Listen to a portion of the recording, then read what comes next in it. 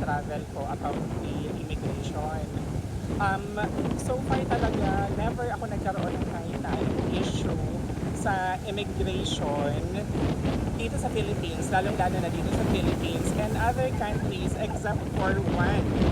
I've been to Hong Kong twice and ayun, ewan ko ba bakit pag sa Hong Kong as a trans ha, pag sa Hong Kong ako, pagdating ko ng Hong Kong immigration, lagi nilang sa dalawang beses kong pagpunta, lagi akong naho-hold.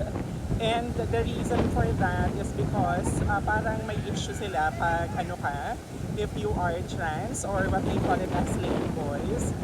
Because marami atang mga nag-work na parang alam mo yung nagpapabayad, like yung mga alam na natin yun, di ba? But anyway, so yun nga, kaya laging hinahanapan ako ng mga documents like certificate of employment, yung hotel accommodation, tapos yung mga flight tickets ko kung kailan ako babalik ng Philippines.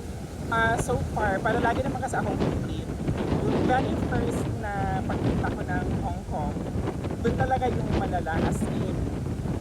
Which is, dalawa kasi kami ng friend ko, which is also trans, na parang so parang matagal kaming na-hold, siguro almost mga 1 hour or mga 45 minutes to 1 hour, parang ganun yung time niya na na-hold kami.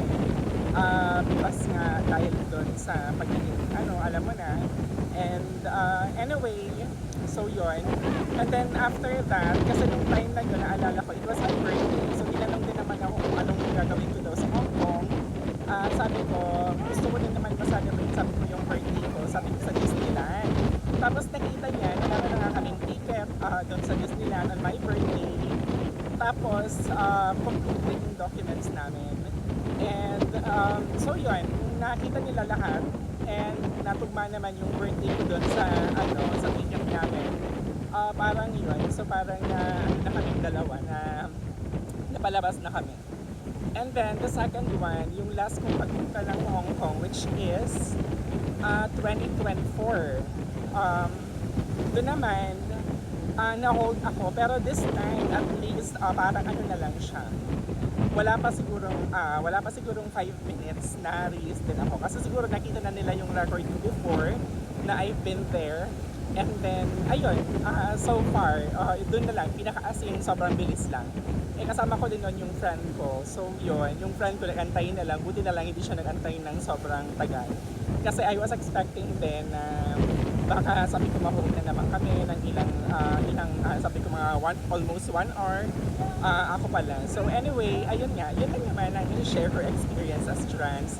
And I think hindi lang naman ako nakaka-experience nun. Lahat ng trans sa Hong Kong, yun at ang naging issue nila lagi. So yun lang naman, my daily case, shinare ko na. Grabe, ang lakas pa rin ng hangin talaga dito. Pero ang saya. Thank you, my dear, my daily case.